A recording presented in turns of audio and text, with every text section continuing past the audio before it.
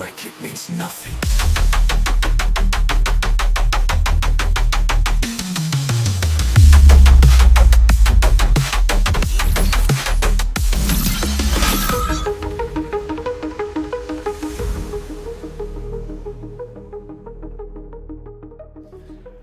So hopefully here in a second we're going to get pretty uncomfortable and hopefully have some fun along the way. So before we get into OODA loops and decision science, I guess organizational planning, how you make decisions, maybe a little bit of disaster psychology. Ultimately, we're here to talk about the OODA loop, a guy named John Boyd. And then quick, I guess, before we get started, or want to kick us off kind of with a proverbial bang. If nobody here has ever heard of Steve Prefontaine, he was a long-distance runner that basically from the very start, whenever he would start a race, he'd run flat out until he either couldn't breathe anymore or passed out or he finished the race. And in, I guess, true to form fashion, I have 131 slides that we're going to go through in less than 30 minutes. So if you've never seen a cheetah on cocaine, that's what you're about to experience. With that, I guess... Again, I won't reread the agenda, but we're going to run through some stuff that hopefully is some pretty cool stuff. So let's get started. So you got Boyd. He was an Air Force pilot. The things that he was most known for is what we're going to talk about, the OODA loop, as well as something called EM theory, or energy maneuverability theory. The fighter mafia, aerial attack study, etc. There were a handful of things. But the thing that you should probably just know or take away, that he came from the US Air Force and he had a different way of thinking that ultimately the Air Force picked up on. So he was known as the Mad Major, as well as Genghis John. He was basically a prick or an asshole to most people he interacted with. He was not about pleasantries, or he kind of cut straight to the thing and was pretty abrasive. And that didn't typically do well for his, I guess, his career.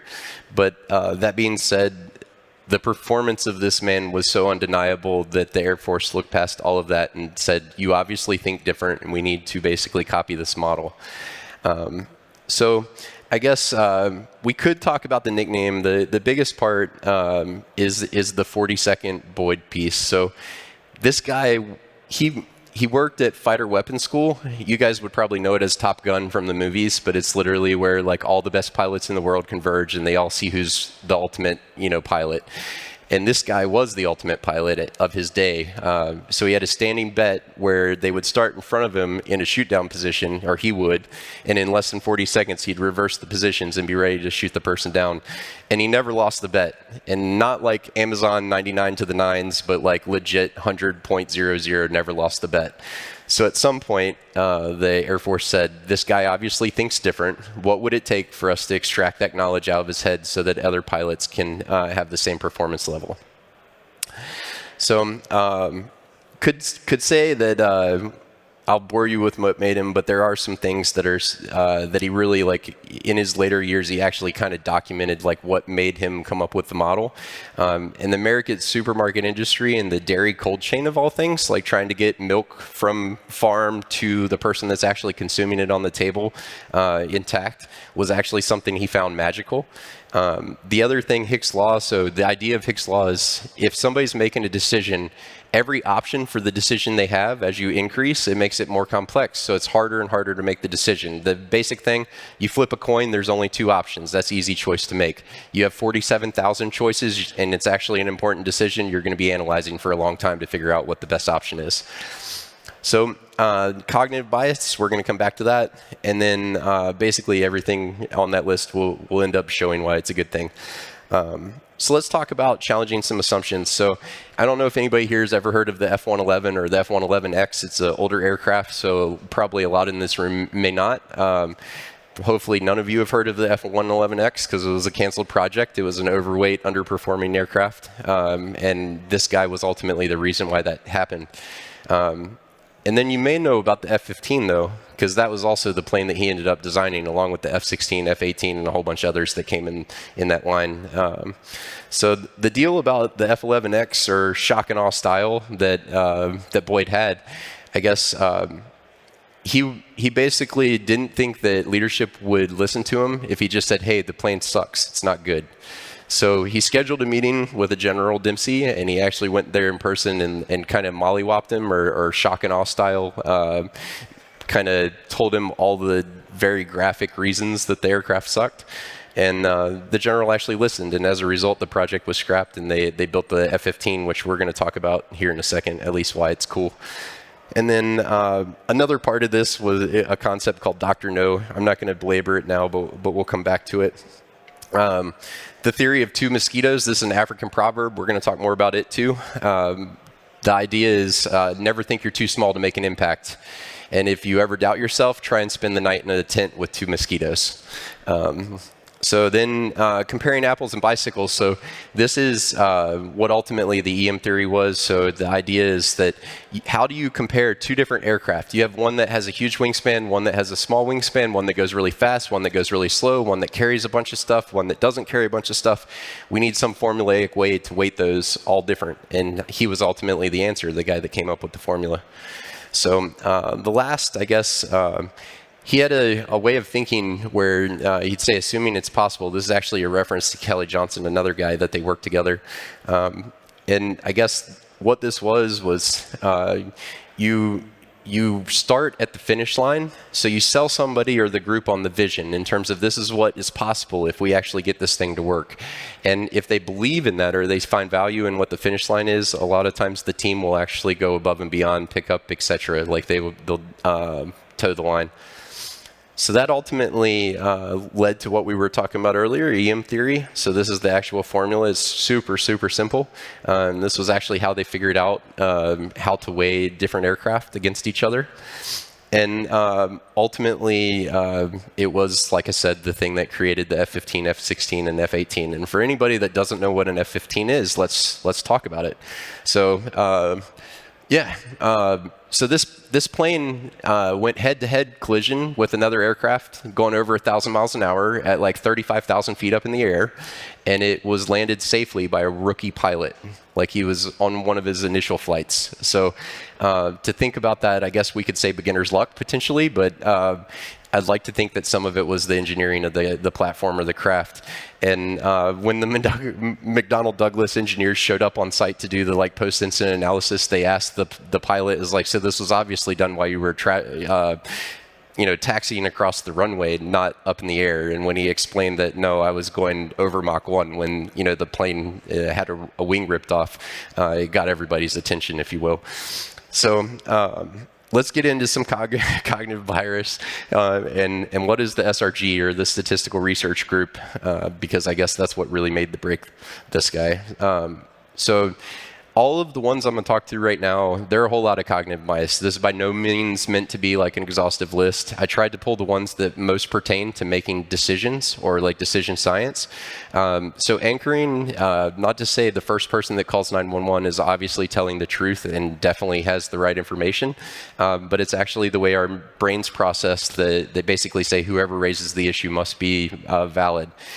Bandwagoning, as his name implies, everybody likes the team that won the Super Bowl. Sorry for the American reference. But then confirmation bias, so does it actually support our established theory or does it go against? Not to say that I would reference the Smithsonian and other US bias, but I guess we have a hard time accepting new things unless they line up with the prior history or the prior story. The Fourier-Barnum effect, this is a good one in terms of for the accountants in the room or the finance folks, everything has to add up, the balance sheet has to balance, and oh my God, if it doesn't, we're all going to fall to pieces. So post-purchase rationalization or sunk costs, I don't know if any of you have ever gone to a movie and you pay the money to get in and the movie really, really sucks, and then at that point you're saying, well, I'm going to sit here because I've already paid the money and I don't want to leave. So that's good idea of sunk cost. Reactive devaluation or backfire effect.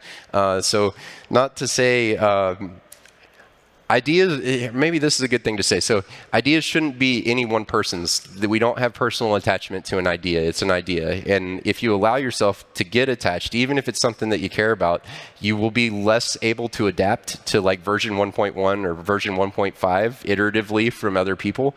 You'll be kind of closed-minded. So that's something to just keep an eye on. And then lastly, SRG, the Statistical Research Group, Abraham Wald. I don't know if you know the backstory, but in World War II, we had bombers going over, and not a lot of them were coming home. And in their infinite wisdom, the Air Force generals of the day, they would look at the planes that came home, and they'd have like basketball holes in the wing, and they'd be like, oh my God, we got to reinforce the wings. We got to make them stronger so they don't come home with holes.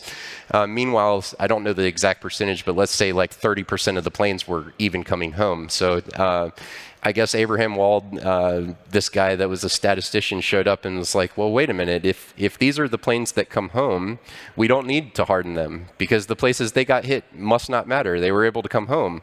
So they actually graphed from, basically the image there, and it kind of tells the tale pretty clearly in terms of everywhere that was red, it's okay to be hit there. Why? Because let's see, it's not the engines and it's not the pilots. So yeah, the plane will stay in the air. So it makes sense. So without further ado, this is what we're here for. We're going to talk about the OODA loop, near and dear to my heart. Literally, my handle or in other spaces is Relentless OODA. I always apply this on a daily basis, and I hope sincerely that at the end of this talk, all of you leave out of here with this as something that you can apply if you ever deal with crisis or disaster situations or anything in cyber that you've never experienced before, which is kind of crazy how much that aligns, and we'll talk about that too. So here's the model, and really simple process at the high level. You observe what the situation is, you observe or orient yourself into a position of advantage, you decide what needs to be done, and then you act as violently as possible until you achieve the objective. And the faster you speed up your loop, or the slower you make your enemy's loop, the better your chances of survival. And we're going to go into a couple different pieces of this that really, like, not to say set 42nd Boyd apart, but ultimately was what made him the ultimate pilot. So this concept of EI, so exceptional information. I don't know how to tell all of you like what constitutes exceptional information in your daily lives, but it would be the thing that as soon as you hear it, you're like, oh my God, that changes the whole decision. We got to do something different. It's the change of the game or a paradigm shift. So your ability to recognize EI in real time can literally be the deal breaker or the saving grace, if you will. The other thing that was really important for Boyd was this idea of feedback loops, and as short as possible. Get, something changes, like try and get that back into the model as soon as possible. And I think that's also applicable in cyber if you talk about like an IR team versus a red team and trying to get detection engineering or closing gaps, etc. But there is one that I do want to call out, that top line where it is bidirectional and all the others only flow backwards. So implicit guidance and control is something that we're going to come back to. The concept of Dr. No. So it's really important if you're making decisions at some point to have somebody that is going to basically pressure test your theory or try to like find all the holes in your logic or strategy. And that in essence is Dr. No. It's somebody that's intentionally trying to, normally you'd be frustrated with this person because they're literally slowing you down. But it's trying to find the gaps before it goes into production. Let's, sweat in private versus bleeding in public. So with that, let's talk about implicit guidance and control. So the idea here is if I've seen something before and we made a decision post-analysis that was successful outcome-wise, like it was a win, then as soon as I see that same or very similar thing again, there's no point in me orienting or deciding. I should go straight to act because there's a high probability that that same process from prior will be effective again. So this, not to say was the thing that made Boyd, this singular thing was really what made him the better pilot and ultimately the Air Force to pick up the model. And we'll talk about it a little bit, but the timing is now in terms of where we have big data, and not to go marketing, but like the entrance of AI and some other things that can help handle the data. If we were able to process what's occurring in our environments, we could enable implicit guidance and control at scale, which will be pretty magical probably in the next decade or maybe sooner. I don't know when somebody will achieve it, but I'd love to work at that company whenever they do. It'll be a magical place. So let's talk a little bit about decisions. So there are different types of decisions. Not all of them are the same. And go through a couple examples. So I don't know if any of you have ever asked your boss for an answer, yes or no, and you need it right now or you need it by tomorrow, and they come back to you 3 weeks later and say, hey, that decision you needed, I went this way as opposed to whatever. And it's like, well, that's great. I needed to know like a couple weeks ago, so we're a little late to the party. Then you also have things repeatable. So I'd go, if it's a repeated action, those are things you want to delegate to the lowest level of employees in your organization to get them used to making decisions and to kind of foster the growth towards leadership. Whereas I guess the high reach, if we say those are ones you probably want to retain at higher levels of leadership. And I guess it's the image would imply, you're trying to tell the king, it's like, you guys are fighting with swords and shields and I got the Gatling gun. Please come over here to the new technology land. Then you also have things, not to get kind of sad about it, but I'm pretty sure everybody's had some type of regret in their life. And if you can foresee that, where the decision that you're about to make could potentially have really serious implications, you need to recognize that and I guess weigh it appropriately. So unavoidable burn the boats. I hesitated to use this picture for this slide because I guess, the people that were there, I don't think that they thought that it was, I guess, unavoidable because somebody set the fire, so it could have been avoided. But I guess where I'll go is like it's unavoidable for everybody except who set the fire. So anyway, hopefully it plays. Loss prevention, risk reduction. So I guess this should be somewhat, as the name implies, you're basically saying there's some benefit, like if we make the decision, we could potentially gain something, or we could potentially lose something, and we're trying to offset the risk of that loss. And then there are also some that are easier to identify than others as maybe a bad idea. So hopefully the free candy van makes sense. Then when we talk about you go back to training your underlings. So if something is reversible, as in like we go right or we go left and there's really no penalty because we can back it up and just make the other decision, those are ones that you immediately want to push to the lowest level of the employee base, because ultimately we're all going to be dead and gone at some point and somebody else is going to have to run the ship, so they need to be able to make decisions efficiently. So I guess that matrix kind of laying it out, you want to kind of stay up in the left corner, or I guess the top right corner in this view, for the strategic stuff, and then everything downstairs you want to get out to your group. Status quo, so sometimes it's actually better not to do anything.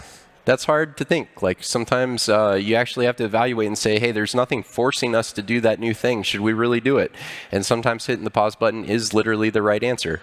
And then defaults in place. So this is I'd say it's almost individual to each boss that you're going to work for, but you need to understand their communication styles. Some folks give a lot of feedback. They'll say, hey, this is a great idea, this is an awful idea, and here's what you should tweak or whatever. There are other folks that you'll never get a word from them unless you screwed up epically, and that's something that we kind of have to flesh out, because it's like a lot of us need feedback. Go back to the loop. So it's like if they're not providing that, try and understand that in advance. And I would say seek out your leadership and ask them what type they are. It's like, hey, if I don't hear from you, is that a good thing, or am I screwing up type thing? All right. So we've gone through a whole lot of different types of decisions. Don't want to overload. But I guess let's rewind for just the key point out of the different types. If it isn't inherently obvious, try to focus on what matters. I'm pretty sure everybody's understaffed. At least we're all in the cyber game, and I don't think there's any amazing place that has every possible tool and every possible employee they need to get the job done correctly. So try to focus on the things that are important. And I guess out of those different types of decisions, you really want to identify the ones you only get one shot at, and they have a whole lot of risk involved, and you can't run from them. They're going to hit you in the face whether you want to hear it or not. After that, go back to kind of the trying to delegate, but this is literally like building the next generation of leadership in your company. So a lot of times managers and higher ups, they think that it's their task or their role to make decisions as opposed to delegating those down. And I think it's a flawed view, because we should look at it like we've written our obituary today and we're no longer going to be in the company, and we should try to build the next generation constantly, or improve the depth chart, I guess. So the secret sauce, we'll get straight to it. So I guess somebody asked at one point, what are the basic questions that you actually have to go through to make any decision? It doesn't matter what decision you have. The first thing, you got to understand what is the goal, or what is the outcome that we hope to achieve. And if you don't understand it, please go get clear on it. Understanding commander's intent can save your life. So then, is it reversible? Again, if it is, move out, don't wait, make a decision. If you screw up, change the decision and go the other way.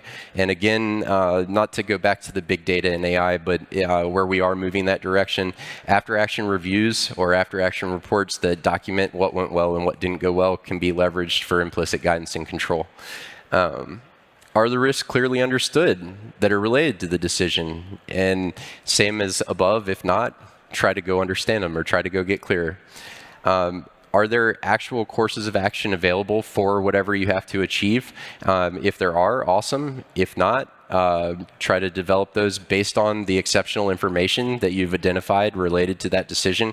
And then I reference remembering Hicks' law. If you go back in the earlier part of the presentation, this is literally the number of options. You never want to take more than like 2 or 3 choices to a senior leader. If you take 5, 7, you probably won't get an answer.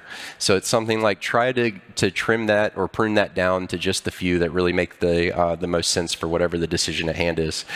And then lastly, we're going to talk more about both PACE and MESCA, but sometimes you have a whole lot of courses of action and there's no real good way to cross-weigh them or figure out what would be the best. So I'm going to give you 2 tools that will help you do that in a systematic way as opposed to just like, finger in the air.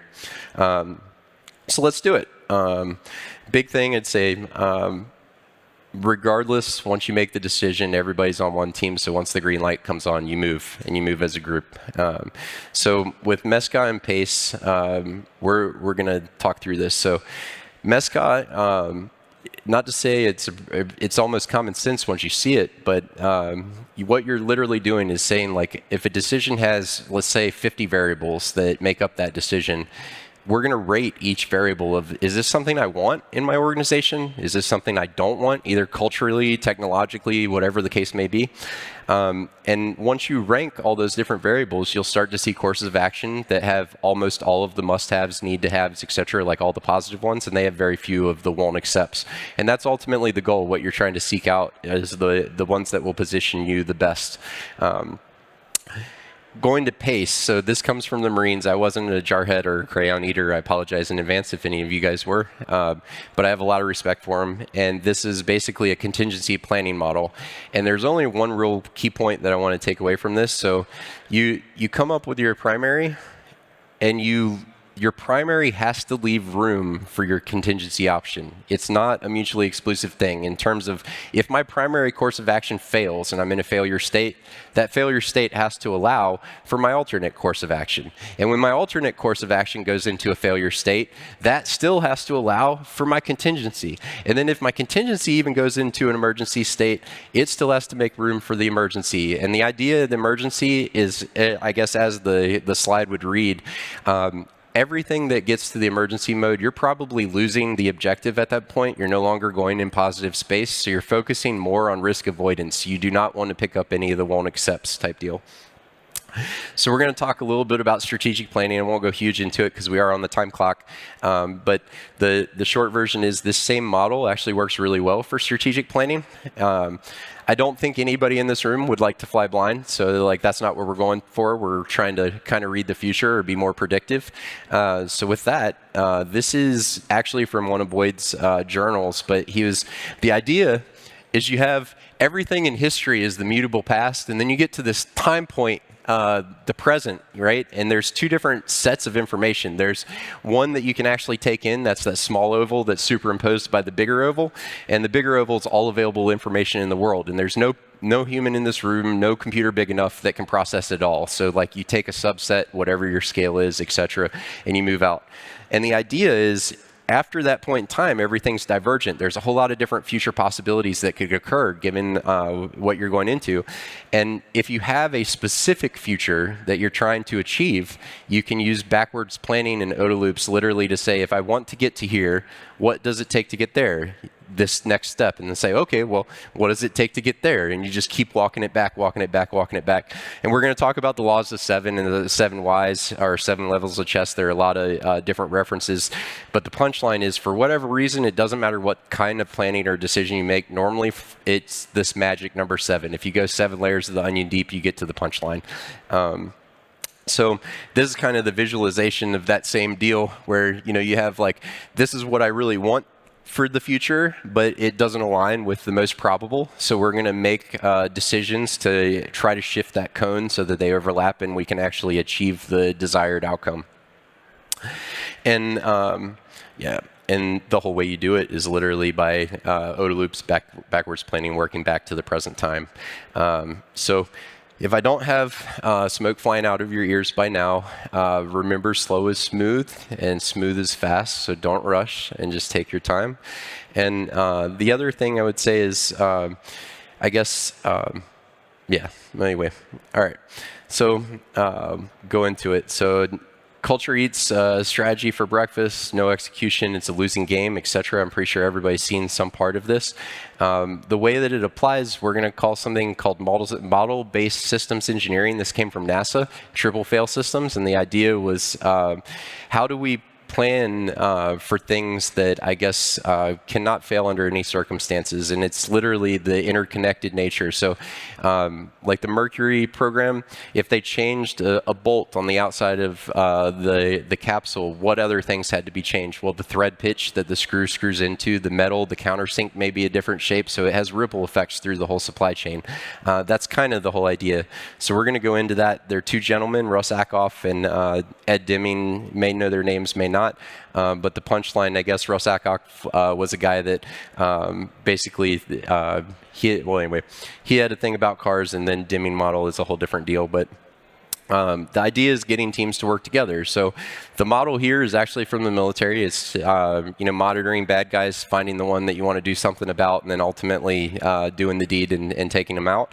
And again, feedback loops coming back. Did we use too big of a bomb we didn't need and it had collateral damage or something to that effect? So this same model can be applied. At least how many of us have to depend on other teams? It's not just you in your little box. Like, you have to work with other folks.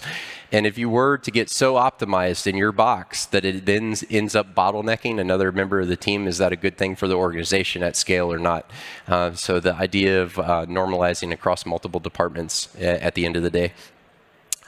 And then this is probably my favorite part, so we're going to talk a little bit about why business requirements are really, really important, or understanding, I guess, the more complex the system, the requirements get more important. So hopefully everybody here recognizes this, and they've seen the space shuttle before. I know it's a little dated now, but I guess how many, the actual side booster rockets, it's an interesting thing because their diameter is 4 feet, 8.5 inches. And it's a really weird diameter, like 4 feet, 8.5 inches. Why would we do that? Why would we pick that size? Well, let's look at it. So way back in the day, the Roman chariots, for a business continuity or disaster, like basically if they're in combat and one of the horses on the front of the chariot gets shot or killed, they have another horse so it can keep pulling the chariot. It was a very basic decision for a battlefield back in the day. Well, Rome went all over Europe. They went everywhere. So those chariot tracks were dug into the roads all over the continent, okay? And then later on, at some point, somebody wanted to build wagons after the Romans were gone, and there were still all the grooves in the road. So they were like, man, if we make our axle widths different widths, we break axles. So we're going to standardize on the width of the Roman chariots. Okay, cool. And then it's crazier that those wagon guys end up changing to tramways, and they start saying, hey, we already have the jigs for the axles. We can apply those over on the tram and not have to make a new tool. So we'll keep the same size. We'll let it keep going. And then those turned into steam engines, the beginning of what we would now call a train before they were on tracks, but it was still the same concept. So then, the story just keeps getting worse. So the tram jigs were used for railroad gauge in Britain. So it's something that, still we're on the Roman chariots. We still haven't moved on. And then, that comes to America as as the great immigration pattern. We brought people over from Britain, and they brought their jigs with them. And then when somebody said, hey, we need a railroad, they were like, great, we already have jigs. We already have tools so that we can go ahead and set this up. And gee, I wonder, it's 4 feet, 8.5 inches. So then you say, well, Paul, if they're building a rocket and it's this big major component, why don't they build it in Florida right next to where they launch, right? Like, why would you have some limitation based on railroad, or why are we talking about railroad and NASA? Enter Congress, and if you guys have never gone to the United States, I'll just leave that there. But anyway, the short version is every congressional leader, when NASA came to Congress and said, hey, we need funding for the space program, they said, okay, I can do that. We'll get you some money. But all of our constituents have to benefit. So a bolt came from Massachusetts, a nut came from Vermont, and apparently rockets came from Utah, of all places. And when we look at the U.S. map in all of its grandeur, I guess the place where the rockets were built in Utah, and then the place where we launched the rockets from in Florida, you may realize that there's this really crazy squiggly line in the middle, aka the Rockies. And lo and behold, the only way through the Rockies to get the rocket from point A to point B is limited by a railroad tunnel. So why are the rockets that took man into space that diameter? Literally because of Roman chariots. So like business requirements really matter. So if you ever hear the words, this is we do it this way because it's the way we've always done it, pause the conversation and unpack that. Like, don't ever do something just because it's the way it's always been done. That's not a good reason. And hopefully you can use this as an example to say, please don't Roman chariot me, man. So with that, the last part of Indian thinking or trying to get an organization to do this, I love this quote in terms of, this goes back to assuming it's possible. Sell the folks on the vision. Get them excited about the finish line of what it'll bring, how it'll change the world, what they'll see new. And then it's amazing how people will come together and actually achieve that goal. So we've been talking about a whole bunch of theoretical, conceptual stuff. I am a cyber nerd. I'm at least not just a decision science guy. So how does this apply? Or how do we see it? So I actually had a friend ask me one time what it was like working in cybersecurity. This was the best picture I could find as a meme. Hopefully the reference sticks. And then if any of you are in the special world of threat intelligence, there's another meme that I have to throw out there. And if anybody's been woken up by their CISO from their morning scroll of like, hey, what are we doing about X? That'll resonate too. So hopefully it lands. But let's get real. So OODA is observe, orient, decide, and act. If we automate business rules, like if certain conditions are observed, we're going to make certain decisions or actions as a result. So how many times do we see like there's some type of classification way that you basically say these are the worst vulnerabilities we have to patch in our organization? You get to that line, some type of formulaic way. If it is systematic, it can definitely be automated. This was actually, it hurts my heart to put something up from Gardner, but it lays it out pretty nice in terms of applying business logic or like SOAR automation. If you want to think about that, there's probably cool new words or like conditional RPA, etc. There's some things in the AI space that this probably pertains to too. So I guess outside of those, third-party risk management, insider threat, there are quite a few other spaces. I mean, I would go from IR, detection engineering, content development, third-party security. Yeah, the list just goes on in terms of it's literally limited only by your creativity to apply the model. All right, if there's anybody here that either had family lost in 9/11 or that it has a hard time with graphic images, I guess I would say like cover your eyes or cover your ears for just a little bit because we're going to talk about 9/11 for a second. Because I think that it literally is the best illustrator of disaster psychology as the model would apply. And this is why I hope everybody in the room, when they leave today, at least applies OODA in their daily life. If for no other time, if you're in a crisis or if you face a situation that you've never experienced before, remember that you have to keep moving. Do not allow yourself to be paralyzed. So planes hit. Hopefully everybody remembers or at least is aware of the event. And most folks, I guess, in the skyscraper at that point was like, there's no way a plane just flew into the building. Deny. That's not possible. It would never take place. And then even worse, after the denial phase, so what you'll notice in every one of these images, they're people, these were taken when the first tower fell before the second did, and they're coming out at ground zero. And all of them are carrying a bunch of stuff. They have bags. And I didn't get a picture of a red swingline stapler, but I guarantee you there was somebody carrying their stapler out too. And the idea is that once they came to the epiphany that, yes, a plane actually did fly into a building, they started looking around their desks saying, well, what do I need to grab and what do I need to take?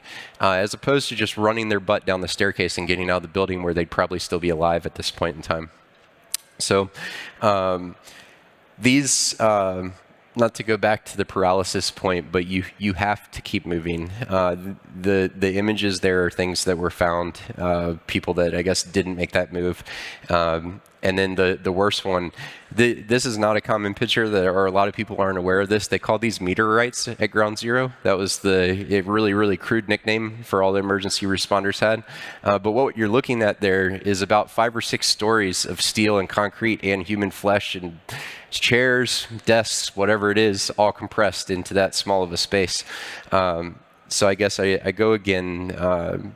Remember to keep moving. Don't stop. Don't get paralyzed. And the thing I love about OODA is it forces you to decide and act. If you follow the loop, like keep thinking about getting to the next step of your loop, trying to speed up.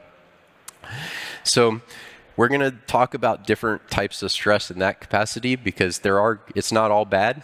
There's eustress and distress. Most people, when they hear the word, they think that it's always a bad thing. But actually, there's quite some goodness in terms of like pushing people out of their comfort zone. This is what we call learning, right? You're trying a new thing. And then at some point, like the Dunning-Kruger effect, you get to that optimal level of confidence. And then at some point, if they keep pushing you harder and harder, you get to burn out. And we end up like Chris Farley here. And I guess if we expand that out, there's also timing-based stress. So you have acute versus chronic. I think everybody in cyber has dealt with chronic stress at some point in their life in terms of like it just never lets up. But you need to be able to recognize the difference. And the idea, or as it would apply for like on-call or mission-critical roles, you need to be aware of the stress level that you're putting on your teammates and your employees. If you're a manager, you constantly need to think about this because ultimately, if you get into the either acute or chronic damage state, the recovery time period elongates significantly. It's not just like they bounce back. It actually creates a resiliency challenge. So let's zoom in for a second here. We need, I guess, I really like a good example is gamified tabletops in terms of, and you make a decision, do things always go our way? Do we always get what we want, or sometimes does stuff go off script? So if you're doing a tabletop exercise, this is where I'd go.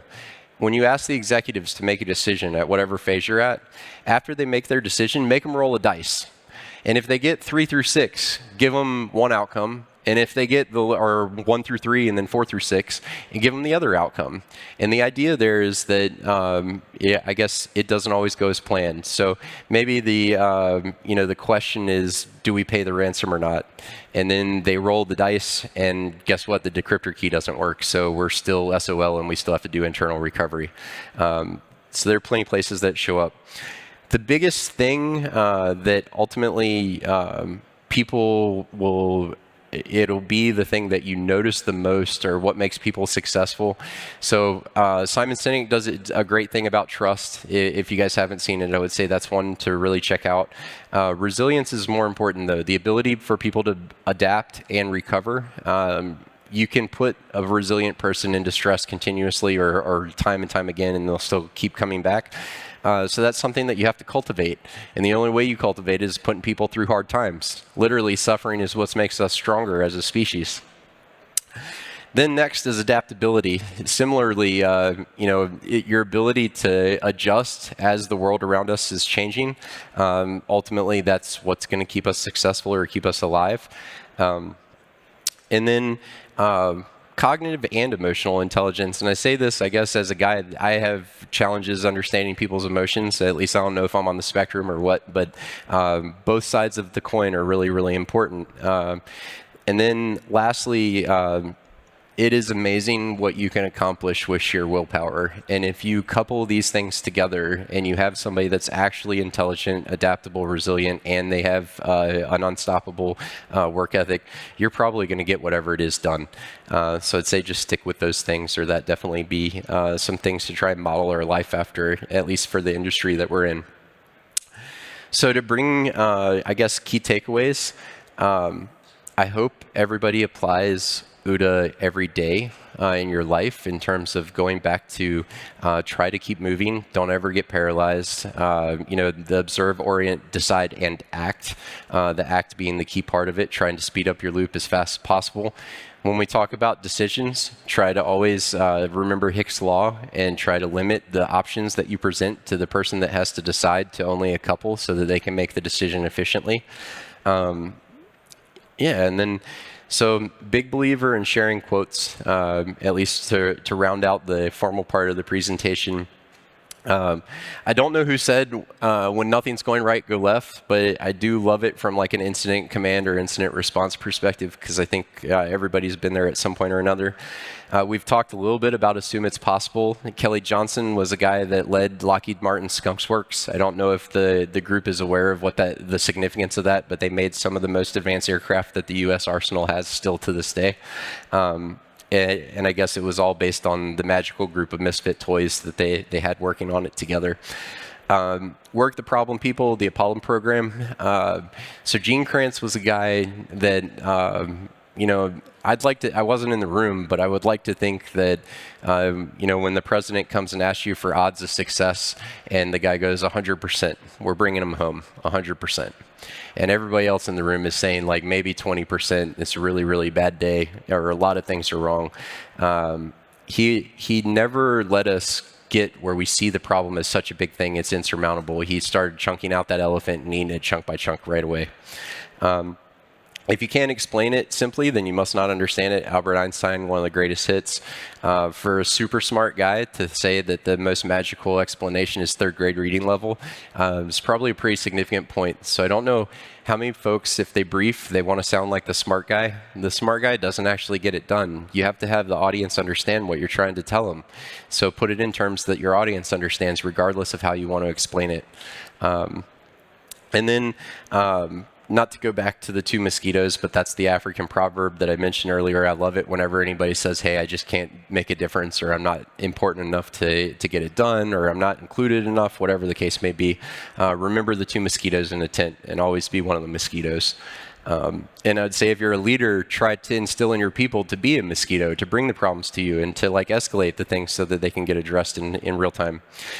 And then normally I wouldn't make Chinese references, no issue, whatever, but I guess I think this is a pretty good proverb too in terms of the whole obituary thing. So we should all leave here thinking that we're dead and gone, like write our obituaries today, and try to build the depth chart of tomorrow, because at some point our kids are going to be the ones that have to defend the networks or protect the internet, etc. And we need to start thinking about that now, not when we're in old age. And then one team, one fight. So General McRaven, he gave a commencement address at the University of Austin, and I guess definitely another, it's 3 minutes that you'll happily spend in your life and you'll get value out of it. I'd strongly recommend it. But the idea is that find somebody to help. We're all part of the same group ultimately. So if you have problems, don't be bashful about asking for help. Sometimes that's hard, or sometimes we find it difficult to raise our hand or ask for friends to help us out. Try not to fall into that pit, or try to always, if you need it, that's what the group's here for, type deal. So I'm actually a little bit early. I have 2 minutes and 33 seconds, so if you guys are okay with going into a little bonus material, we've actually made it through 131 slides in under 30 minutes. It was a cheetah on cocaine, okay? So I'm going to give you a little teaser. For those of you guys that are into anomaly detection, I'd love to tell you the story of how it got there and why it matters for OODA. So initially they were global. Think of this as like, man, we have encryption, we have ransomware in our environment, and they just encrypted all of our infrastructure. And then the alert goes off for the detection fires, because our ESI, I guess listening to the VMware guy, ESXi hosts are on my brain, but I guess, it doesn't do us any good to find out after the fact. We have to have some predictive or, not reactive. You got to be on the proactive side. So pretty quickly, the industry realized that global anomaly detection wasn't the answer. So what came next? Contextual. So you're going to look at one variable and you're going to say, hey, we set up control limits. Does it go outside the control limit on the high or low side? If so, we fire off an alert. Man, they were onto something. Like the marketing kids got really excited and people started buying stuff. Contextual was good. But it's still just looking at one variable.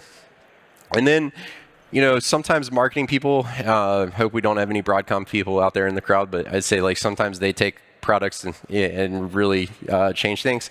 So they thought it was a good idea to start measuring everything that happens in your environment. And what they soon realized is if you already have bad in your environment, you're baselining bad as normal. So time series was not very effective. So that was not the winner. But then we come to collective, and this is where we're at today, or at least I'd like to believe this is where we're at today. And what collective is you're looking across multiple variable sets, and you're not really looking for when it goes into breach conditions or goes outside of the control limits. You're looking for when it plays the ragged edge. This is what we call security evasion tactics. It's literally trying to flirt with the danger zone but not go into the alert condition. So this is hyper relevant in cybersecurity, and it's basically where not to say where the world is going right now, but we're trying to get better in that space. Another piece, I guess, that I'll drop in the final 38 minutes, if you've never heard of an online analytical processing or OLAP cube, is something to process out or check out. If you're ever looking at trying to work with diverse data sets or non-structured or unnormalized data, it's a really good way to do that. And I'll flash through this in terms of showing how we do this. But it's ultimately, if we are trying to find the proverbial needle in a stack of needles in the forest of needle stacks, collective intelligence and ultimately is our collective anomaly detection is the way. So what does this look like with the oh, I'm out. Actually, guys, it's been a pleasure. Cheetah on cocaine. I'm an ADHD kid. I'm sorry it went off script at the end. Hopefully you guys got enjoyment out of it. And man, it was fun to come out and talk in Helsinki. I appreciate the time.